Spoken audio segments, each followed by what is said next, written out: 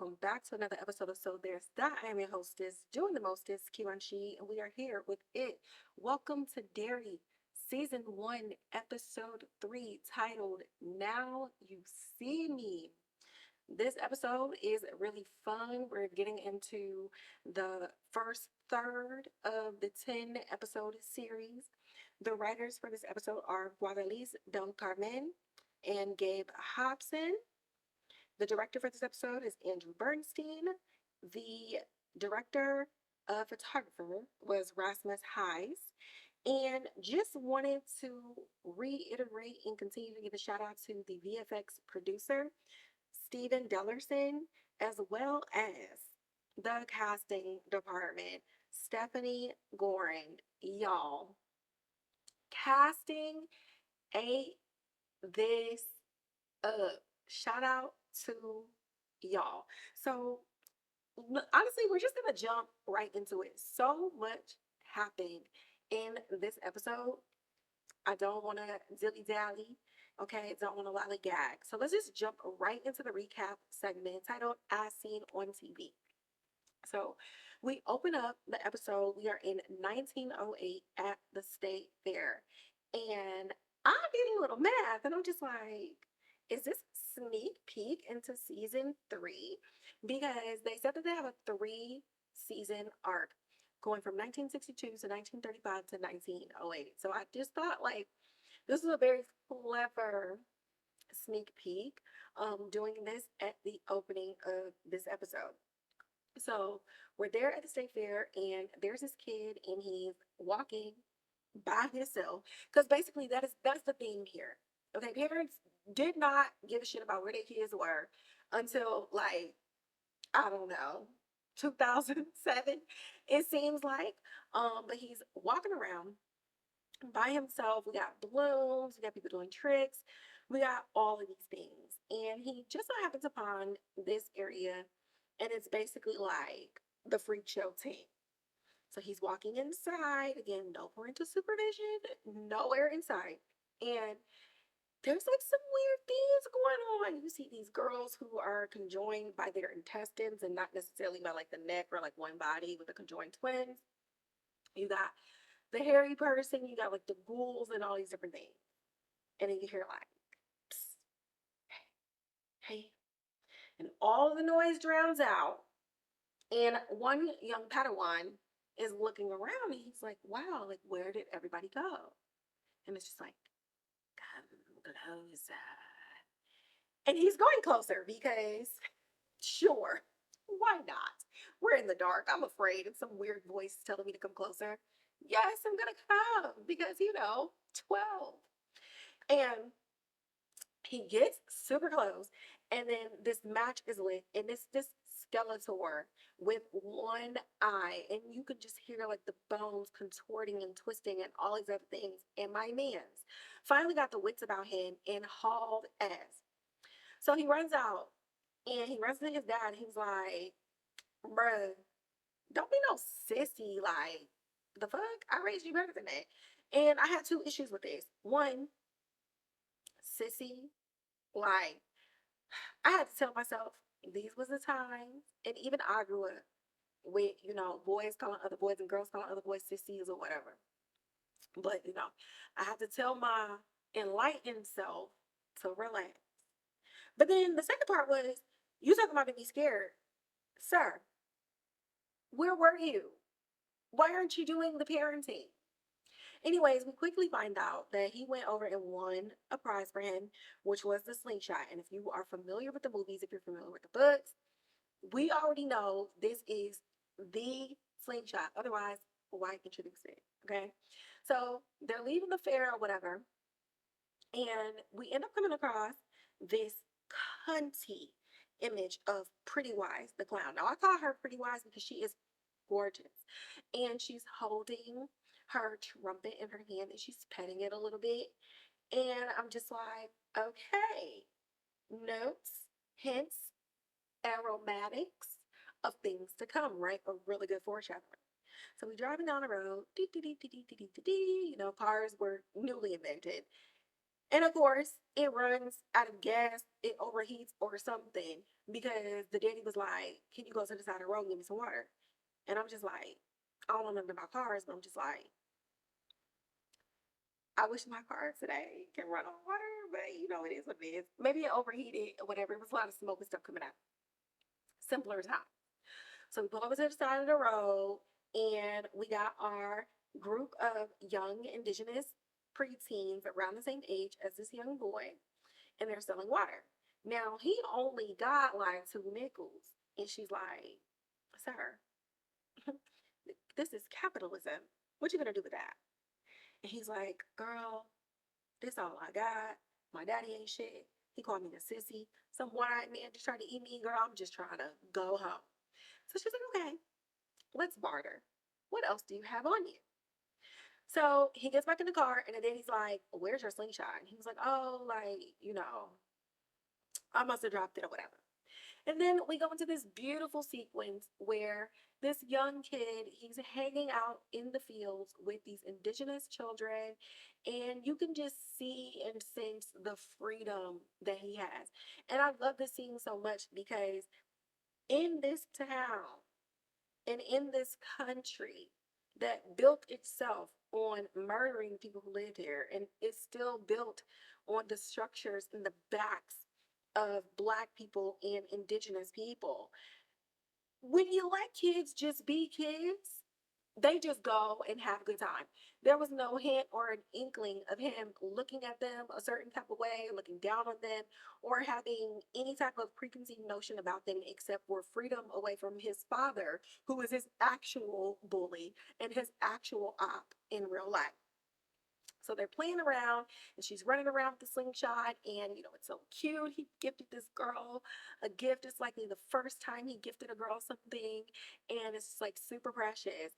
And they're running around and he's running super, super fast. And she's like, "Francis, no!" And Francis is just giggling. He's like, "You can't catch me," because you play, keep away and chase with the girls and the boys that you like. And he runs into the woods. Boom, we don't hear no more kids. So Francis is giggling, giggling, giggling until he realizes that, our pretty sis is not behind Lauren.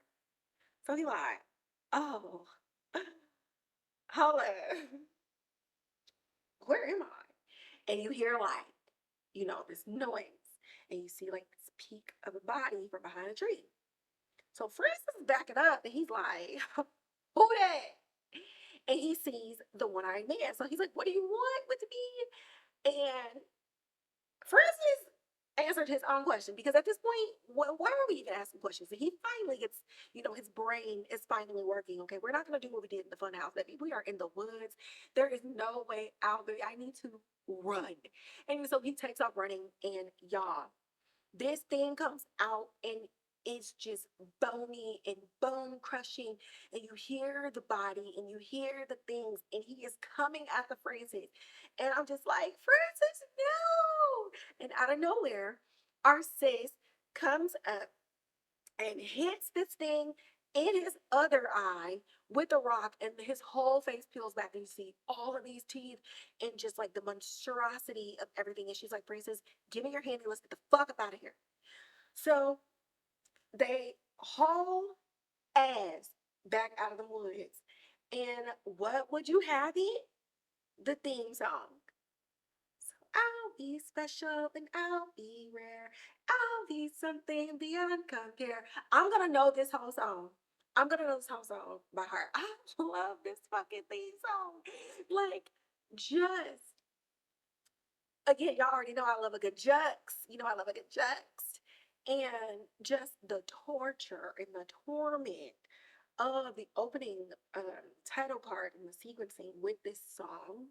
Um, and I love how it talks about like, I'm somebody to look at, and then I have foes, and it alludes to the innocence. And when you think about the innocence of the song and the monstrosities that are happening in the background, it really shows you that like kids can really just be out here and be existing, and something or someone is coming to snuff their lights out. And when we head back into 1962, if you think back in the first episode when Maddie went missing, it's just flyers of a bunch of missing kids. And the way that they were talking about Maddie, it was just like, oh, well, he's just missing. He's either going to show up or like he did.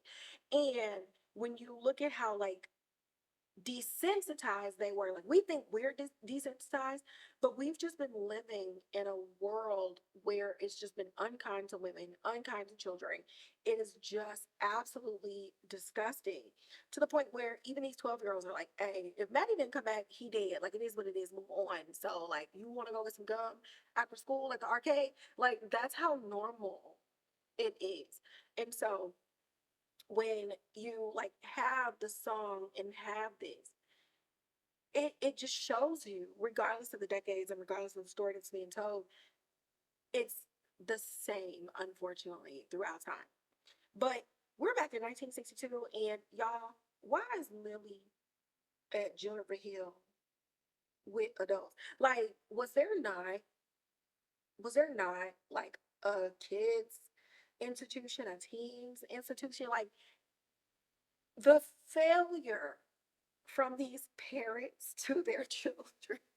Listen, if I was an alien from outer space, I'd be eating these kids too, because their parents are never here. They're never around. And they only care about their children's safety in words only, because their actions are literally showing us that they don't give a rat's ass about where their children end up. Even under the guise of bettering their mental health and getting them the help that they need. Why is she here? Why? Why? Like, made no sense. But my sis is packing up, and it seems like she's in one of those, oh my God, like, what do we call it in our hospital facility? There's like, there's oh my God.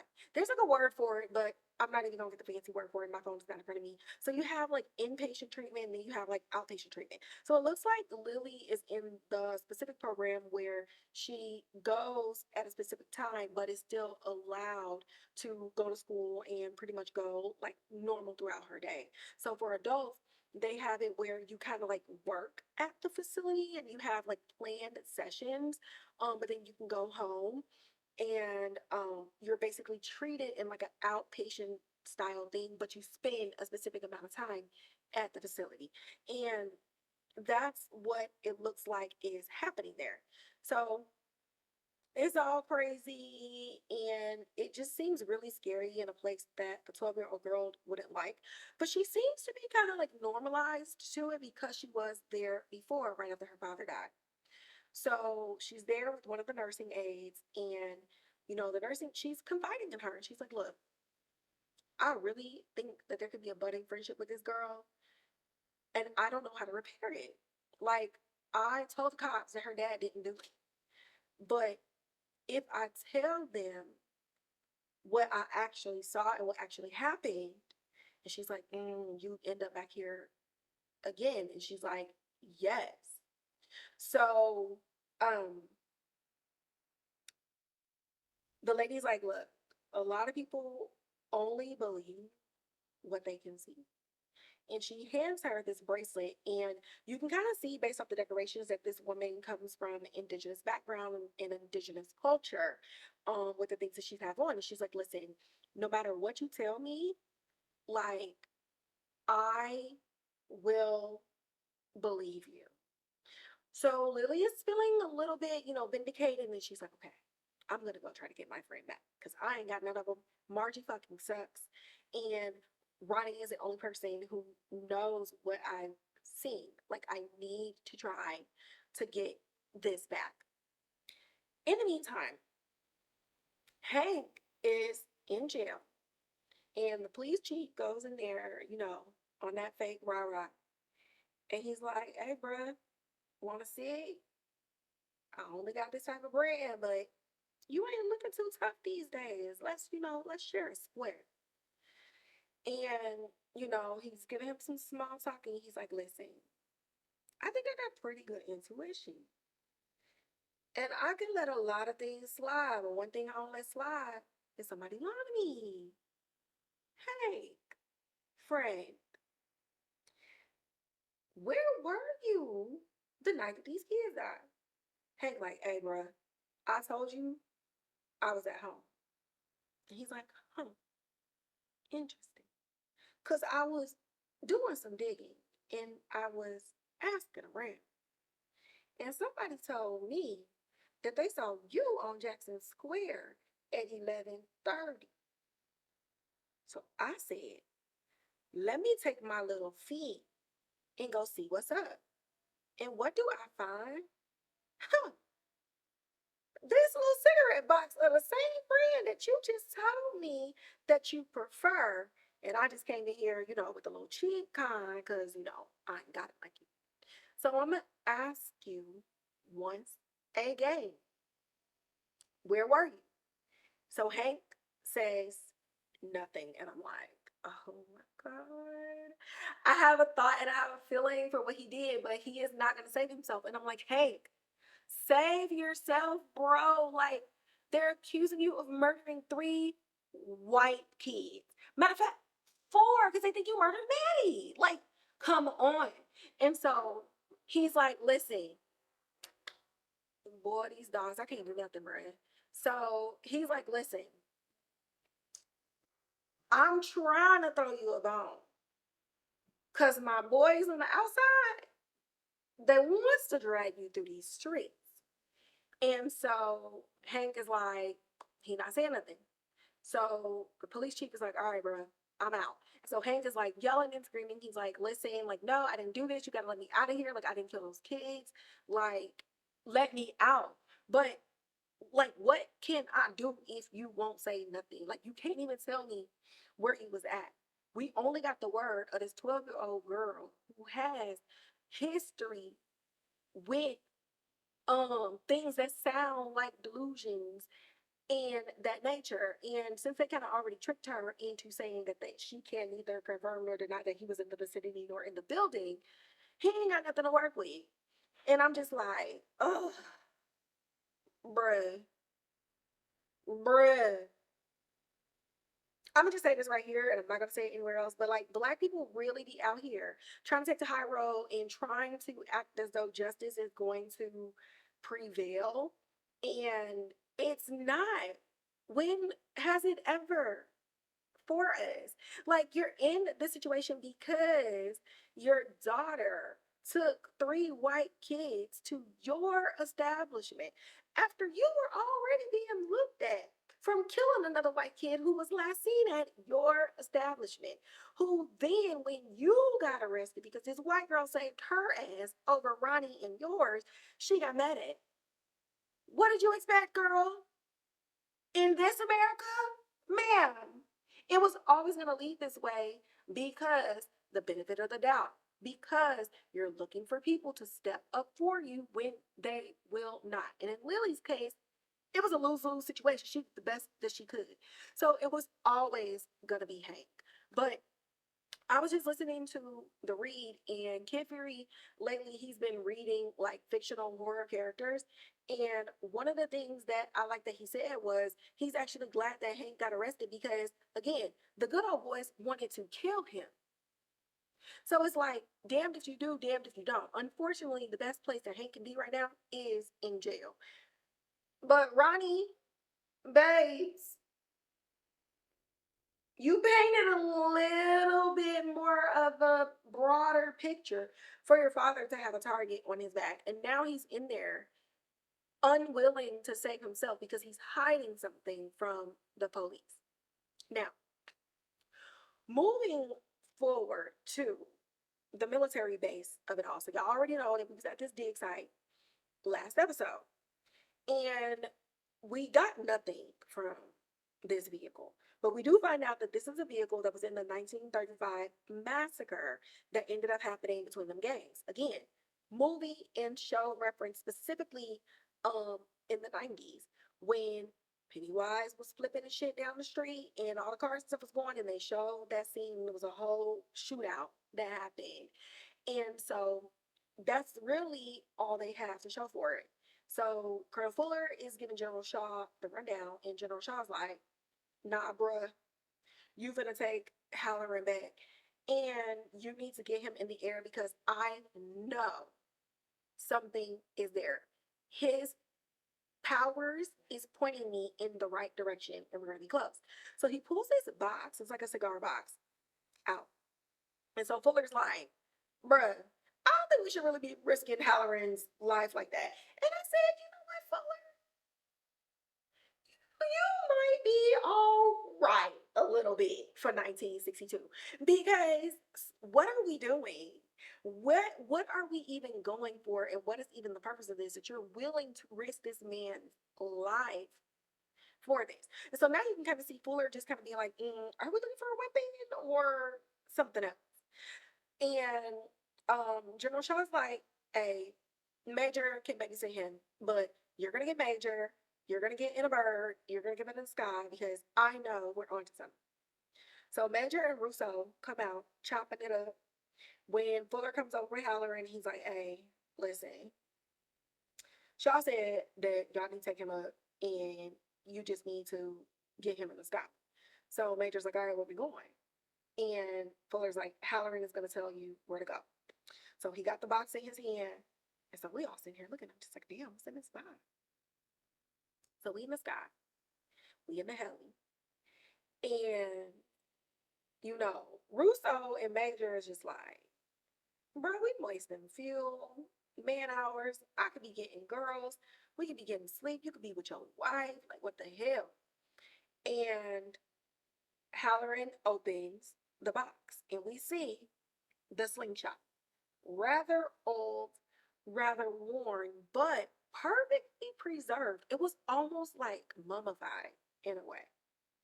So he's holding it, he gets his hands on it, he's telling them where to go when he's sucked in to whatever hell is happening over these lands. So he's going through, he's creeping through, and it's just dark.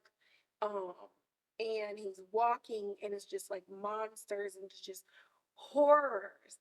And we end up going to this room, and it is a mountain of bodies, a mountain of bodies. And then you see like some floating, right? And all I'm thinking is, we all float.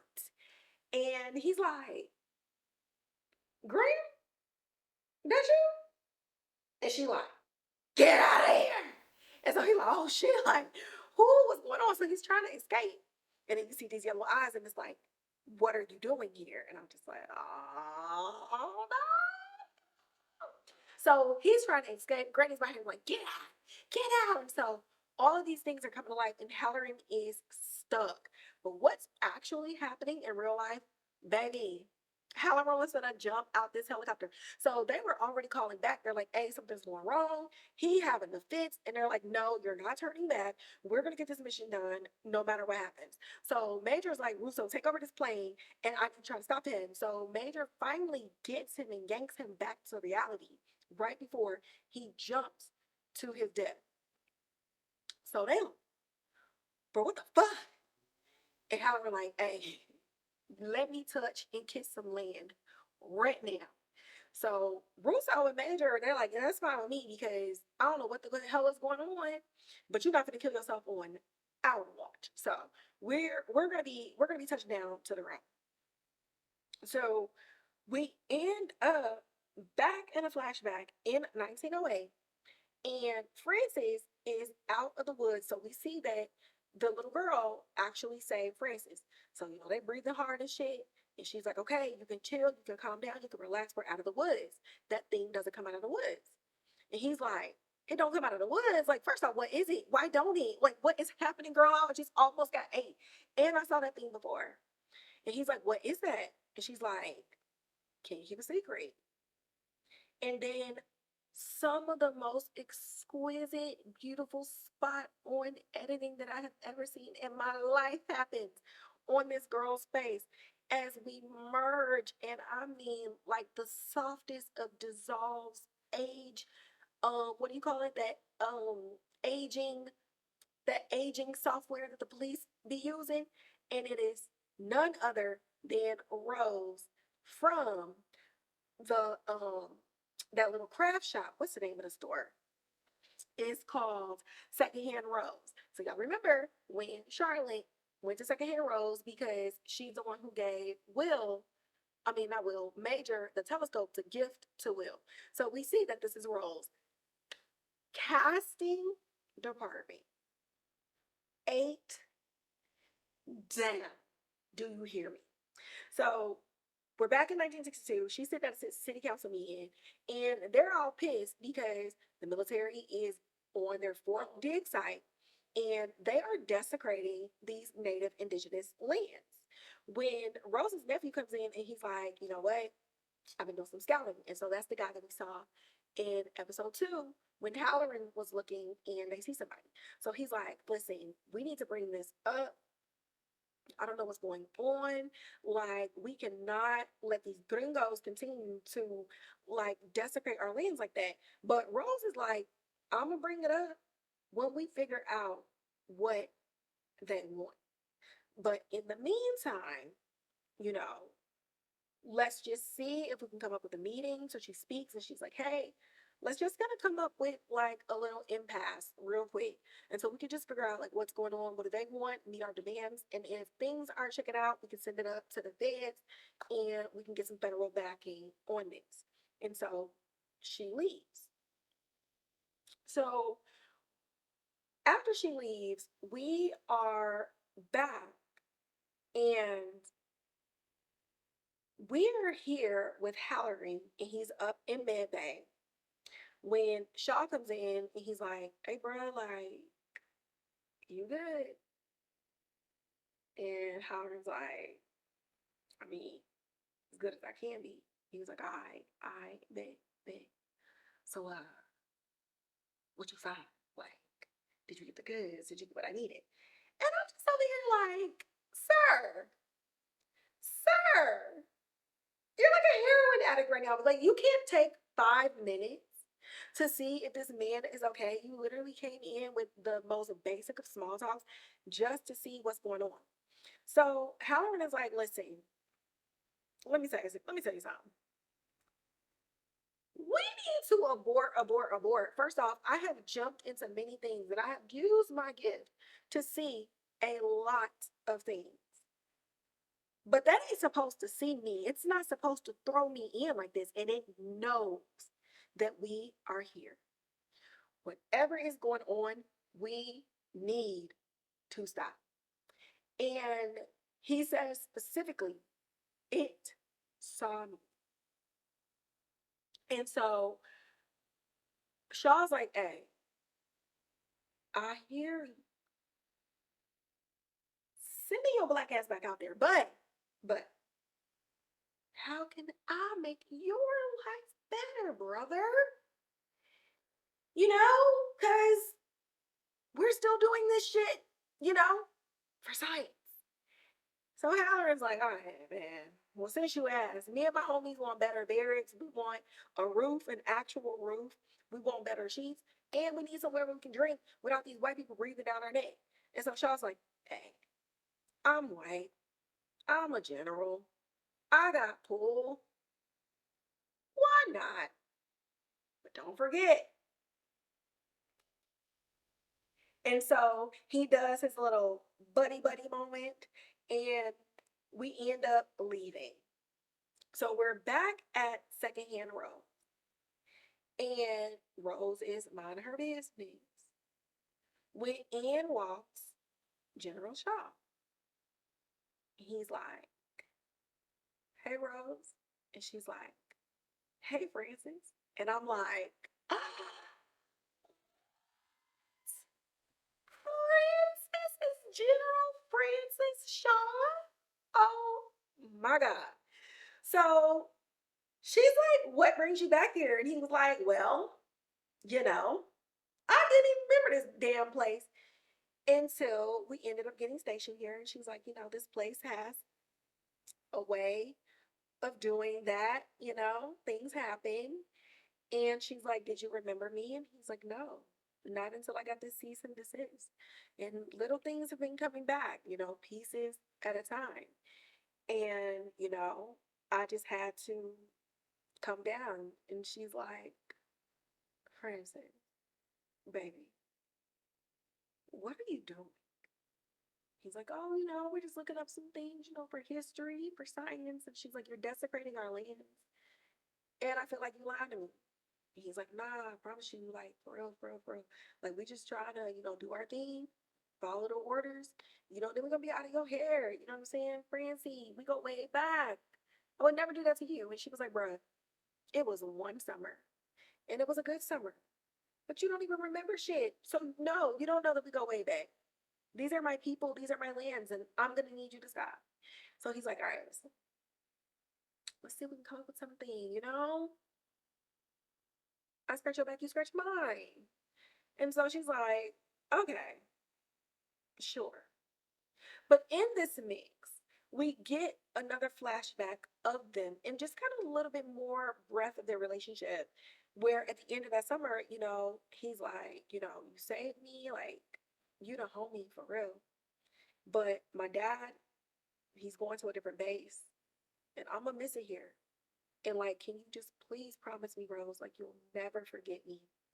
Like, keep me in your prayers, girl. And she's like, this place has a way of being forgotten, even when you don't want to forget it. So, like, take care of yourself. But here we are. And as we know, if you read the books, if you've seen the movies, it has a way of making you forget. But every 27 years, it's going to pull your ass right on back. And here we are, 27 years later, from 19, oh, wait, where are we at? Not 27 years later. We are 40. Jesus, I can't do math. No, he's not that old. I don't have my phone. It was ringing earlier. Yeah, this happened in 1908. He was 12. 27 years from there is, my brain is done. 1935. So he would have been 12, 27, 39. What is he? I can't do math, y'all. I used to be really good at math. I don't know, my brain is done. Anyways, anyway, this is gonna bother me. What's 27 times 2? 4, carry the 1, 54. Damn, he that old? That's crazy. Anyways, he, I guess he don't look that bad. I'm getting all off. Oh my God. I know y'all gonna be like, oh my God, I keep my shit so down. Like, I promise y'all. I promise y'all. Yeah, that would make 54 plus 12, which is 66. He's 66.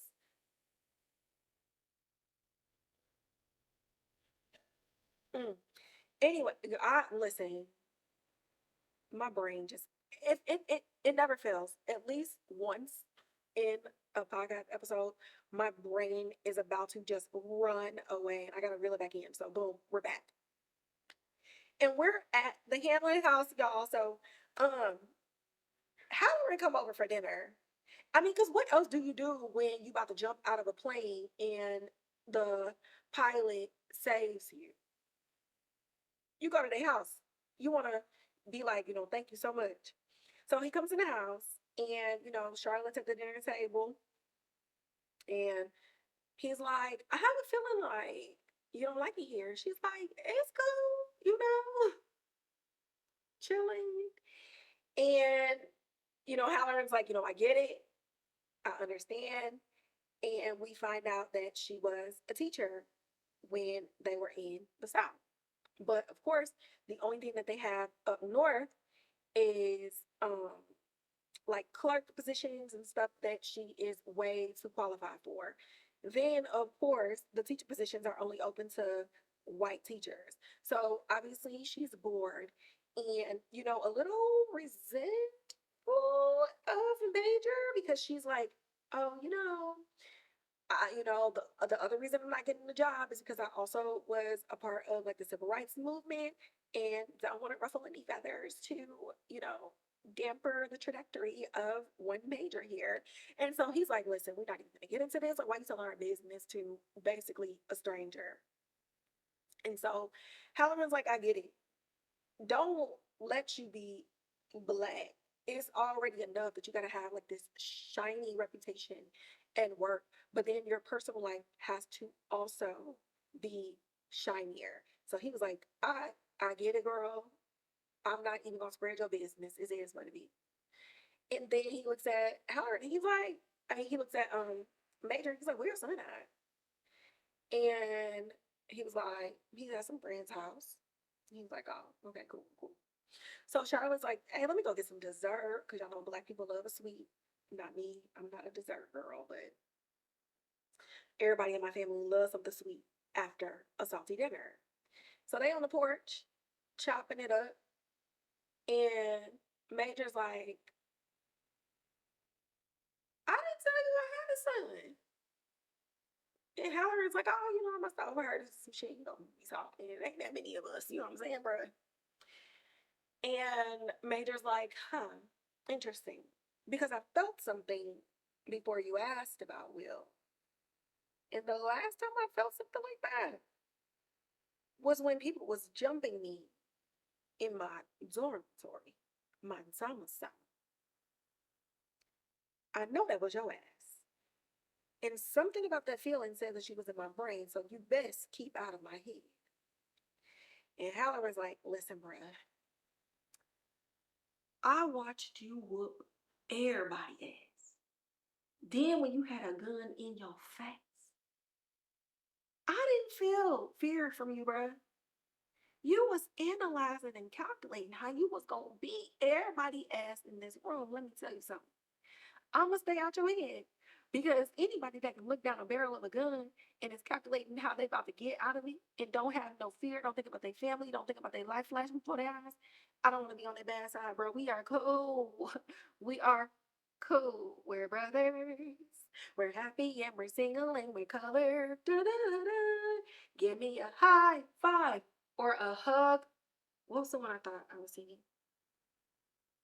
I think I was singing "Give Me a Hug, Bruh" as a kid. You know how it is. Anyways, I'm about to get on. I'm about to get on the train. Let me see on the train tracks. So, Major's like, all right, don't let me have to tell you again. And on that note, it's time to go get some dessert. But what is going on with these kids? Okay, because their parents don't know, right? So all the while, all of these things are going on. Ronnie goes back to Derry High, and everybody's whispering. When she gets to her locker, and you see Hatchet Hank is gonna fry on her locker in red. So she's scraping it off or whatever, and she runs to the bathroom when Little Rich is just like, he's feeling a little bad, but he's just like, damn, like that's crazy. Like the cops wouldn't arrest her dad if they didn't have any evidence. Like they wouldn't just arrest anybody. And Will was like, "Sir, what America do you live in? Like, and also, you are brown. Don't let your lighter skin fool you into thinking that this can't be you." So Ronnie in the bathroom, washing her hands, and Lil come up in there and she's like, "Girl, so glad to see you. I know you mad. I know you mad. But listen. I found the one bitch in this town who's gonna believe me. Okay? And she encouraged me to make it right with you, and I want to, girl. So here's the thing. I still stand by what I did with your dad. I told them that he was not there. But if I would have told them the truth, I still would have been in a crazy house. I'm in a crazy house right now. So what I can do is give proof. If we could just prove that there's a crazy psycho motherfucker out there eating these kids, then I just know we have the hard evidence to get your dad. So Ronnie's like, girl, how? Because right now you talking more make believe than the shit that I saw fly out of this movie theater. So she pulls out a camera. And Ronnie's like, okay, are you an aspiring film student? Like, what are we doing? And Lily's like, honestly, didn't think that far. Do you know anybody who can develop some film? So Ronnie's like, all right, babe, I think I do. Boom. We pull up to the diner where Mrs. Bainbridge works, Lily mom. And, Rich and Will is at the bar top talking about tatas because that's what little boys talk about in a diner at the bar next to a bunch of adults. And Ronnie's banging on the window. She's like, "Hey, come outside." So she's like, "Hey, Will, do you know how to develop some film?" He was like, "What makes you think I know how to do that?" She was like, "I don't know. You was talking about the scientific nature behind a steam bomb, and you was lying about looking over a syllabus so that you could read some other scientific shit. I just feel like you know how to do anything." And he's like, "Well, yes, you came to the right spot, but why?" So Lilly convinces Ronnie to tell him like what's going on, and they go to the hideout. They do all these other things, but Will is like, maybe I'm not sure. Where we're just like, "Hey, this actually sounds like what is it called?" He says, I wrote this down. I wrote this down. Okay, the Orisha. So he says that he thinks it's the Orisha, and in other terms, it's also pronounced like Orisha because his uncle, who's Cuban, was a Babalao. So they kind of like are in like the spirits, the deities, and all these other things. And he was like, I think we can actually pull it up and see what's up because it seems like they like haunt, like they use your families to haunt you and to do all these other things. So they're like, "Okay, why not?" So they go to a graveyard. Yes, yes. Have I played in a graveyard before? Yes. So I can't even. I am mountain. So they're at the graveyard. They light their little fire, and Rich is over there calling on the spirits, and they like, "What the fuck are you doing? You're just repeating the same thing." And he was like, "Hey, I'm doing what I need to do. Let's just wait." But Richie, he's tall. He's tall. He's small. He's tiny. He got a tiny bladder. He's like, "Hey, I got to pee." So Ron is like, "I thought you said that we didn't need to break the circle." He's like, "Hey, listen, my uncle said it's cool as long as it's quick." And so Lily's like, "Bro, this don't even make no sense." Relax. My cousin said it was cool. So Ronnie's like, "Your cousin, your uncle, your who? Who? Your grandma, your granddaddy, your daddy? What is going on?" And we come to find out that Rich is basically regurgitating some things that he heard from the one cousin who heard it from the other cousin who heard it from his uncle when they visited Cuba that one summer. So Will was like, "Why are y'all even mad? Like, this is just, a little hoax anyway." And so Ronnie's like, "I thought the one other black kid in this town will believe me. You know what? I'm out of here. Fuck all y'all." So she leaves. Lily's mad. She leaves. You can't let Ronnie down again. You know, besties over testing. When the whole graveyard starts to shift and baby, them statues are moving, the ground and the earth is opening, and all of them dead kids are coming out trying to eat and kill every last one of them. At this point, ain't no more jokes and no hee-hees and ha-has and no tatas between Rich and Will. Everybody on their bike, they hauling ass. They're like, "Bro, we gotta get the fuck up out of here with this. What is going on?" And so they see like all of these entities and shit is going crazy. When Rich ends up breaking off from the group and he sees his uncle and he's like, "Tio, is that you?" Tio come flying forward. Now, in all of this, I'm gonna give it to my kids. I'm gonna give it to my kids. Lily is screaming her head off, and instead of freezing like she did in the first episode, she finally realizes, like, "Oh my god, like no, like we're here to get proof." So she flashes the camera, but it ends up getting stuck on a tree. At this point, it's up. If we're gonna be out here ready to die, risking our young lives, then we need to do what we need to do. And it kind of turns into a game of like keep away from the monsters, but also let's try to keep getting these pictures. So Ronnie goes and gets her bike and she snatches off the tree. She's getting her pictures. The camera ends up falling and Will gets it. But then the ground opens up and he ends up in like this mausoleum underneath the ground. So they hauling ass, they doing what they need to do, and they finally escape. We look back. Will ass ain't nowhere to be found. They looking like, "Oh shit. We gotta go get this nigga. Oh my god. Like, what the fuck? We were supposed to be staying together. Rich is like, listen, I got little legs. I thought he was behind me. So Will is underneath, and he got his flashlight. He got the camera in his hand, and it's getting real spooky.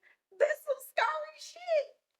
When these glowing eyes come out of nowhere, and it's coming to attack him. So he gets off a flash, and he is outie. My man comes out, he's breathing hard. He got the bike. They see the flashlight. They are scared to go back in, but they see this wavering light coming, and they finally see the bike, and they can make out that it is Will coming out of the mausoleum. So they're like, let's get the fuck up out of here, bro. So do they go home? No, because there's no curfew apparently, and the parents aren't looking for them. I don't know what excuse they gave. They're not at home. So they break into Derry High, and there is a curfew in effect. Why? Because kids have been dying. They don't listen. And they go and they get all of the equipment and all of the different supplies in order to make the solution in order to develop film. So the film comes out, and y'all, I was actually shocked that these ghosts were captured on the camera. So we see Teddy, we see Susie, and then we get to this other picture, and they're looking at everybody's squinting, and they're like, what is that? Actually, they say, what is it? And Will is looking, and he's like, it's a clown. So there's that. It. Welcome to Derry, Season 1, Episode 3. Now you see me. And at the end of this episode, yes, we did. And we get a silhouette of the first peek at Bill Skarsgard as Pennywise the Clown, otherwise known as It the Clown. So let's just move into our segment that we call Behind the Lens, where we discuss strength, weaknesses, direction, camera, all of the nerdy things that's going on behind the scenes.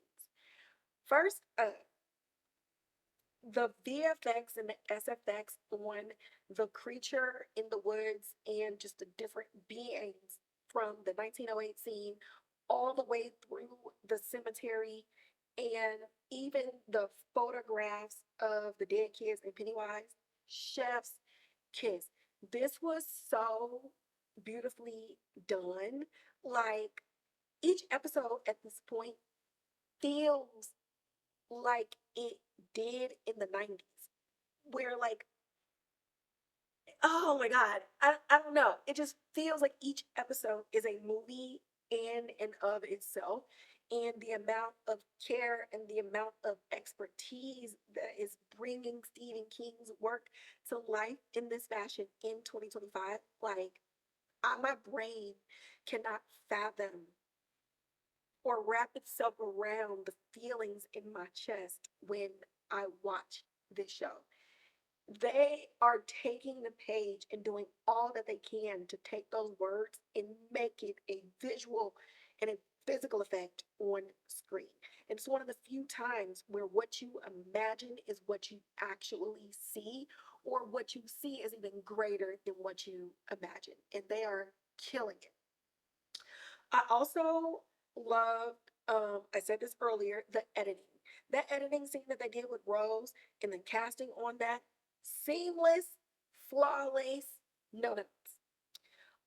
When it comes to the culture of this and digging into the indigenous people in here, I like how we talked about the Orisha, or the Orisha, which are the deity spirits or divinity. This comes from traditional Yoruba religion, which has variations in the Americas, such as Kado, Condoble and I had it written down for some reason. It's um, Santeria. Sorry. Um, and so just again mixing in the cultures and not erasing the fact that people other than white people lived in Derry, Maine, and people other than white people existed in these areas across the United States, even in 1908. So I love, like, the thread of history in that. And when you have shows these days like Dark Winds, um, that are able to do these procedurals with the overarching plot point, but the layers are all about the culture and the heritage and the success of it. There's no excuse that it can't be successful in other shows as well. So I'm really loving like all of that. And forgive me for the pronunciations of any of these things, but I just really wanted to say that I love the cultural aspect of this, not just Black people in Derry, but the indigenous as well as the Latin and again the Yoruba cultures and the different African diasporas that are infused across a lot of the Latin and Black American heritage. Um, and then the bike scenes in the cemetery, specifically with the lighting and the otherworldly effect, and how it felt like the world was kind of melting, but then falling sideways, but then going farther away, but then zooming in them while the kids were still seamlessly riding their bikes. Like you really couldn't tell with the editing of this shot and even like the direction of how the director wanted to do that shot.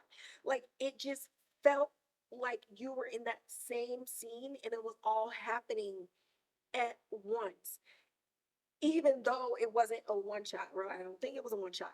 So to have a director that has the vision from start to finish, again, you cannot ask for anything better than that.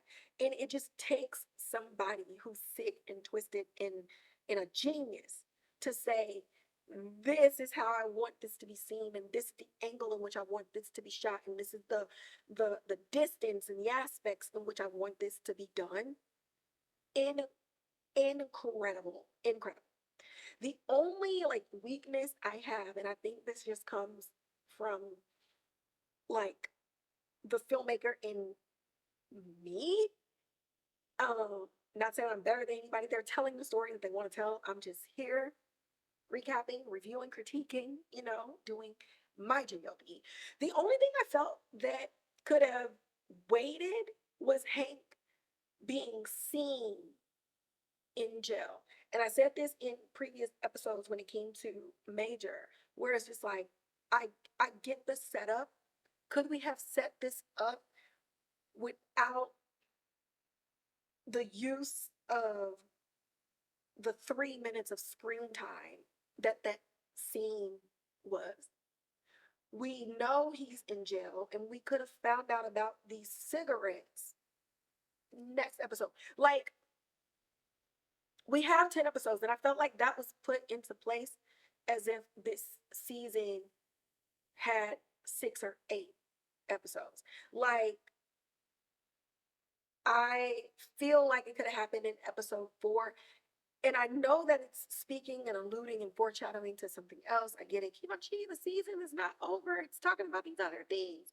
Um, but like the timing and of the introduction of certain storylines and the introduction of reveals, I think is very important.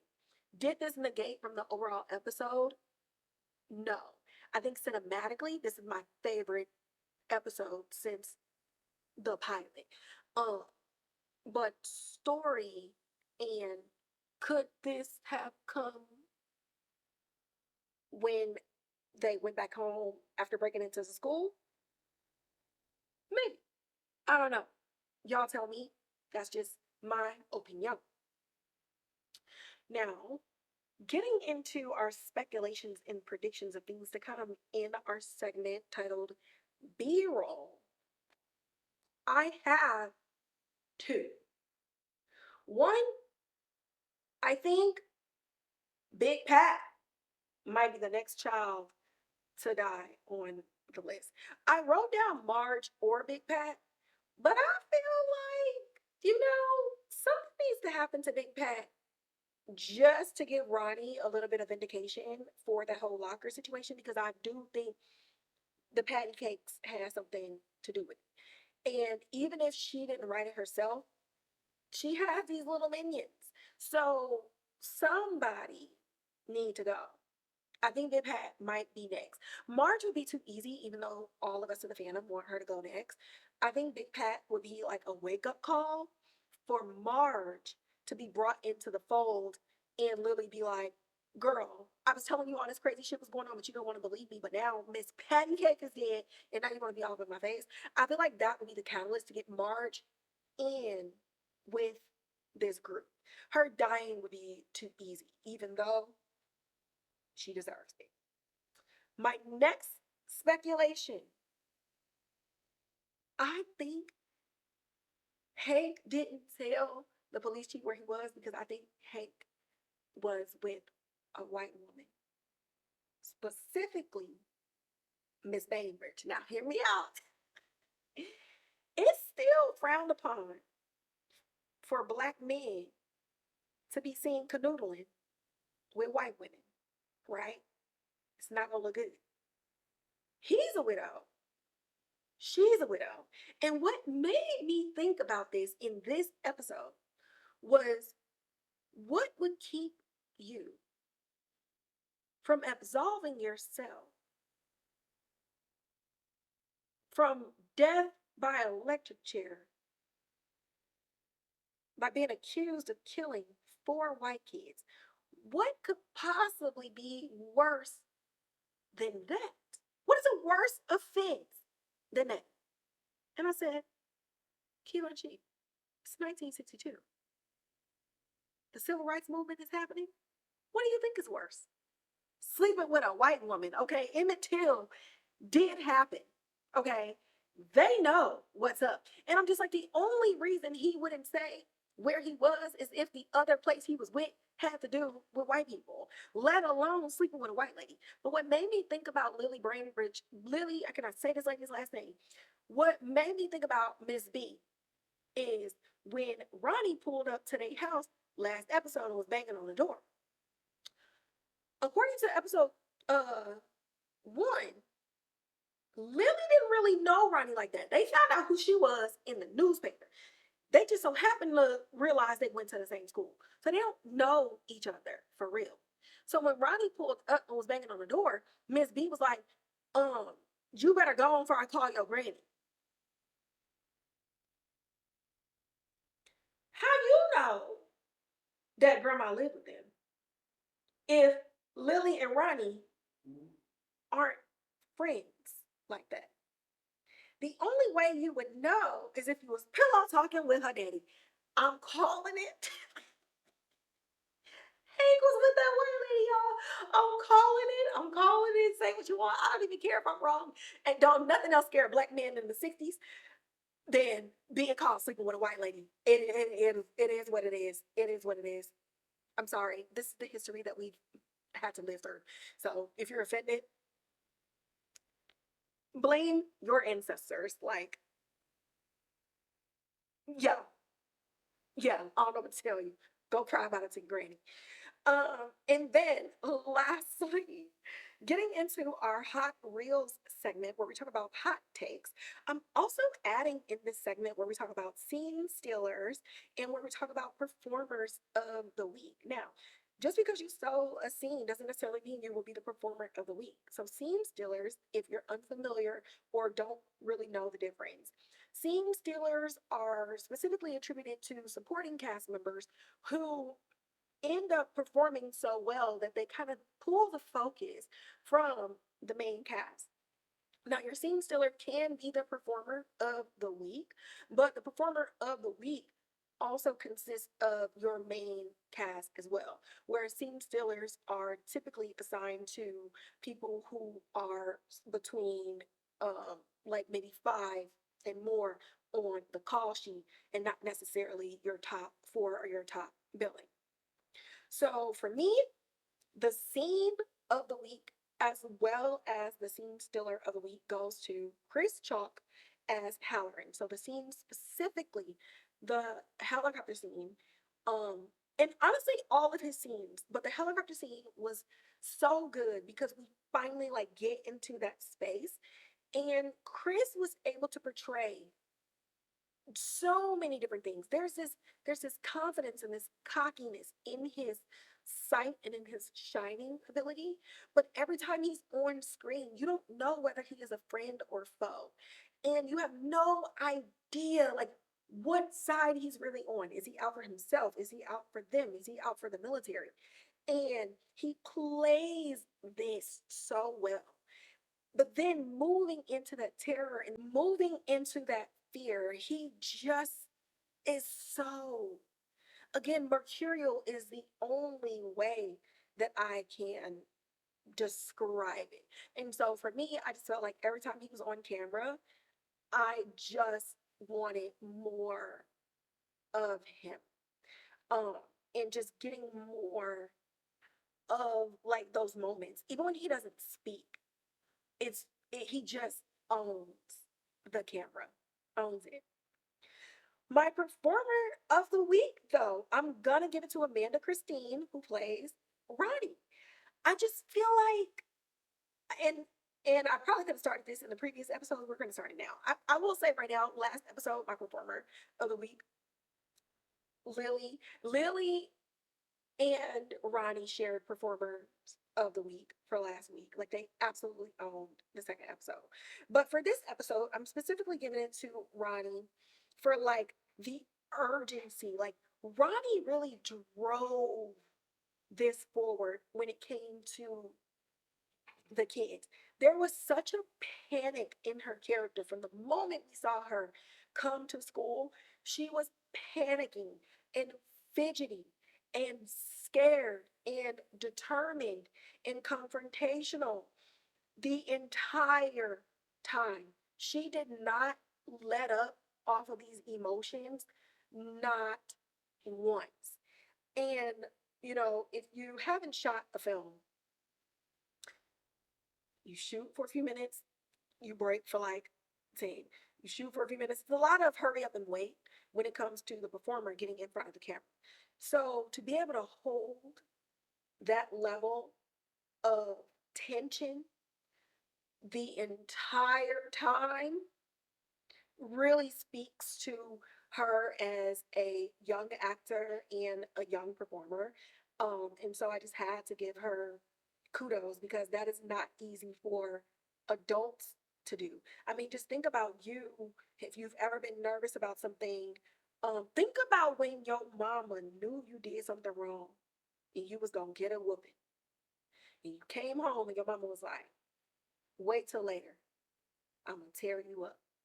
And you had to sit through doing your homework, eating dinner, barely concentrating on cartoons, trying to wait to go take a bath because you don't want to get a whooping on fresh, supple skin. And you're just dreading it the whole time. That feeling is what Ronnie had the whole episode. And so, again, as a performer, every time, those action and cut being locked in that long in such an uncomfortable state of panic and anxiety had had to give it to her. And lastly, this is my hot take, and some of y'all might tussle behind this one. It's cool. I don't mind tussling. I feel like in the first three episodes, there's just too much connective tissue going on as far as like hammering down like, well, this is connected to this, and this nugget is connected to that, and this nugget is connected to that, and this is 1935, and this is 1908, and look at this flashback to here, and Shaw is Francis, and Francis was like in Rose, and Rose is in, it's like in a world of streaming, and in a world where things do not get second, third, fourth seasons, I get it. I get the urgency. But also tell the story as if you have an infinite amount of time. And I feel like the reveal of Shaw being Francis, I just, I was like shocked, but it wasn't like shock and awe. You know what I mean? I was just like, I wondered how we could have saw this episode and waited for him to visit Rose. What would that have felt like? And so for me, I'm just like, I hope 4 and 5 really does some justice with being filler episodes so that I don't constantly feel like I have to be a detective after every episode connecting, you know, this show with 1908 and 1935 in the book, and then fast forward to this page in the book, and then rewind and go to this chapter, and then go to the 1990 something, the 1993 series, and then go to the 2017, and then go to the 2019. It's like information and connective tissue overload. So I'm hoping that we could slow down a little and end up with some really juicy, jaw dropping, rip the mandible from your face in the penultimate and the finale. Something to really punch and gut that because we're giving away a lot right now within these first 3 episodes. So, yeah, I look forward to it slowing down and kind of simmering in the fear, especially now that we have the silhouette of Pennywise. So if they can lean into what made Tim Curry's Pennywise scary and combine that with Bill's between episodes 4 and 5, that eeriness, that silence, that'll be chef's kiss, and it'll be the perfect marriage between like the whole franchise and the Tim Curry and the Bill Skarsgard of it all. Like, how do we combine both of those? What makes both of these scary is if we rest and if we get a false sense of security in calm waters in episodes 4 and 5. I think that will really like drive the back half of this up. Then we get like another calm in 7, 8, and then 9, 10, boom, boom, kill them all. So yeah, that is gonna wrap up today's episode. Y'all know the drill. Like, share, subscribe, hit that notification bell, leave comments in the comments box below. Let me know what you think about Hank and what secret he's keeping, as well as am I doing too much by saying that they're giving us too many nuggets at one time? I would love to know what y'all think. Okay. You can also share that Spotify and that Apple Podcast link if you got people that only want to listen to me. I feel like, this is a great show to listen to, at least the podcast for the It series, especially if you're somebody who's scared of horror, but you want to be like in the know. This is a great thing to give to your people who don't want to watch it, but they can listen to it, adjacent. You can also follow me on Instagram at So There's That Podcast, where I post about film, TV news, and updates. And it's also married up with my written publication on the Substack, where if I write articles, I also post it to my Instagram that'll link you directly to the article. You can follow me on TikTok, where I do short form reviews and recaps on shows that I do not talk about on this podcast. You can also follow my main page on Twitter at Kimanchi, where I talk about everything under the sun, things that I do for work, things that I do just out of sheer love of film and TV. And you can also follow my podcast Twitter at Pod. So there's that, where I post about film, TV news, and updates. And it's a mix of, promoting the podcast, promoting the articles that I post on Substack, as well as just talking about different film and news updates that happen more in real time on Twitter. It's a lot easier to give real-time updates on Twitter than writing an article or even writing a caption on Instagram. So you can find me on all of these places. Reach out to me, talk to me. I will absolutely talk back to you. And with that, I will catch y'all in the next podcast episode.